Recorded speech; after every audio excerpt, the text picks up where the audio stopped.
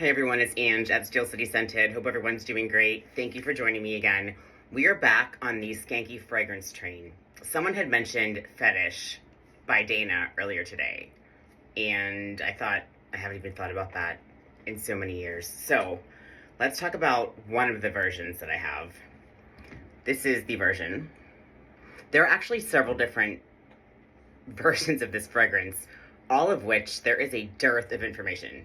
If you go to Parfumo, Base Notes, Fragrantica, in that preferred order, you won't find anything. So this one is, you can see, the Fetish Eau de Cologne, and it's made by, oh, where's my glasses? Dana Perfumes from New York, New York, and it's flammable.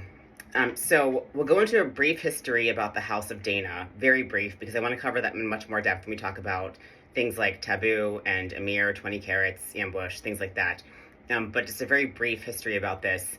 And then we'll talk about some of the different colors of this version, because again, I can't find anything about the coloration. How it smells, where I'd wear it, and then some comparables, although there's a lot of conflicting information. And hopefully we can get some more insight from everyone in the fragrance community, because I am really at a loss for this one. So Dana as a perfume house was actually founded in 1932 by a gentleman called Javier Sierra. And Javier Sierra used to be the CEO of Marugia, who make the iconic perfume called Maha. So we'll talk about Maha in the future as well. Dana was named after Danae, who's the mother of Perseus in Greek mythology. I don't know the Greek mythology well enough to insert that here, I apologize. Apparently she was a great beauty. Her name is something to symbolize female beauty. So if you go on Dana's current website, there's the bust of Danae as their logo. So you'll see that. They were a Spanish house, obviously, so a lot of the formulations you may see, excuse me, are Spanish releases from Mexico, so those are the bottles that you really want if you're hunting vintages. Jean Charles did their first release, Taboo, which we'll talk about again. They have kind of a tumultuous history here, though, in the States, and again, we're not going to get into that for now, but they were bought, acquired, and did some co-releases with Houbigant as a fragrance house as well. So you'll see some versions of Houbigant Parfums, Chantilly, Raffine, that are both Houbigant and Dana perfumes. I have both versions, and the Houbigant are a little bit more substantial than the Dana versions, but that's cool. But as a side note, they're currently based in New Hope, Pennsylvania. I'm sorry, Mountaintop, Pennsylvania, which is by Penn State. So anyone that's familiar with Penn State University, that's where Dana is currently located as a house. So back to Fetish. So there are different iterations of this. If you go onto eBay, you'll see this bottle with a light blue cap and a darker blue, a blue cap and a green plastic piece here. And there's another color as well that's escaping me. I'm sorry, I stand corrected. There's a green cap with a blue plastic piece here, and then an orange cap with a green piece. They all say Fetish Cologne. So I don't know if there's a difference in those, difference in notes, difference in release year. Again, I got nothing, unfortunately. So what Parfumo says, though, about Fetish, because it's not, unfortunately, on Dana's website, Parfumo says Fetish was released in 1997. If you look at Parfumo, it's actually the orange cap with the green plastic piece. Just says fresh, the scent is fresh sweet. There's no Parfumo listed. The notes that are listed are actually not even listed on Fragrantica. You have to go to, unfortunately, Fragrantica to get this. And if you go to Fragrantica, the one that they have listed is actually a yellow cap with a green piece. So I guess there's 4 versions. And again, I've looked for an unbelievably long amount of time to try to find out the differences in formulations, variations, manufacturer. I can't find anything, unfortunately. So I won't be able to tell you if there's a difference in those formulations. But the notes formally are, again, per Fragrantica, so reliable as that may be. The top is grapefruit, peach, pineapple, and lemon leaf. And I do get all of those on the opening.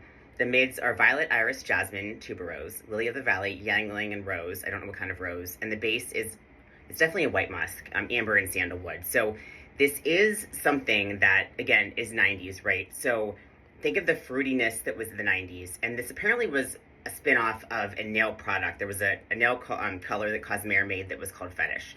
And this was to accompany that. So I've never seen a co-packaging of the nail polish and the perfume, but I guess that was a thing initially, a very limited release. So what you'll see, the juice color is pink, like 90s is. So you can tell when you spray it though, it is so 90s. Like you just spray and you're like, oh, that's 90s. But you do get that really fruity opening. So if you're not a fan of fruity fragrances, I'm usually not. Like this is like, again, I mentioned fruit salad the other day, and in a fragrance, this is like that Dole fruit salad, right? That syrupy Dole fruit salad you get as a kid that's so terrible for you. That's what the beginning of this smells like. But after about an hour and a half or so, it does start to dry down to those mid notes, right? The violet, the iris, the jasmine, the tuberose. But they're not as loud and skanky as I would personally like them to be. So something called Fetish, I was thinking like super animalic, super narcotic florals. Unfortunately, that's not the case. So on my skin anyway, and this bottle was brand new when I got it. So I've put a heck of a dent in it trying to figure it out over the past, well, since I got it actually, and today, since someone mentioned it earlier. It's just really not the screamer that I was thinking. Again, Fetish, I'm thinking Fetish. Possibly some leather in here as well. Unfortunately not. So, again, it's that really fruity 90s opening.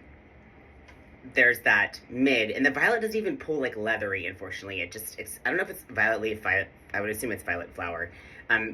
The iris stays, excuse me, the iris isn't really, again, loud as well. I'm not sure if it's just my skin. But it's a very quiet and harmonious mid-note section. And the base, again, I really don't get a ton of amber and sandalwood in the base like I was expecting. I was expecting a heavier amber and heavier sandalwood. I'm getting predominantly musk on my arm where I have a longer spray. So it's definitely still worth checking out, though. You can get it on eBay for $7 or $8 if you want to. So to get a piece of history and what was considered, I guess, Fetish-worthy perfume, it's definitely worth a shot. I mean, you can't really go wrong with something like this as a quiet, possibly skanky perfume. So, where would I wear this? Anywhere. I mean, you really could wear it. I think you even wear it like hospital. So, definitely work. Excuse me. Oh, sorry. You definitely could wear it, I think, in multiple settings. More so than the other skanky fragrances that I've mentioned. So if you're around sensitive people that have sensitive noses, this isn't going to be something that is jumping off your skin, assaulting those around you. On my skin anyways, it's really a very tiny scent bubble. The sillage isn't huge. It's not a very big projecting fragrance. You probably could even wear it in hospital, doctor's office, public transport, school if you wanted to. And then comparable fragrances that are listed, they talk about L'Eau d'Issey from Issey Miyake. I haven't smelled that in a long time, so I couldn't tell you about that.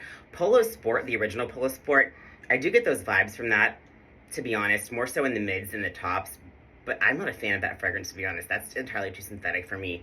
And then someone on base notes mentioned Lancôme Idole. I don't get that at all. So if you want a point of reference, those are three that may be something just if to ring a bell, if you don't want to spend the $10 exploring this.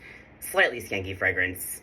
Just a consideration if you do like those. But those of you that grew up in the 90s may remember seeing this in drugstores. Dana's still unfortunately a drugstore brand, but another slightly skanky option that you could consider. Again, the cap formulations I'm not quite sure, so I'll try to dig out the other ones that I have.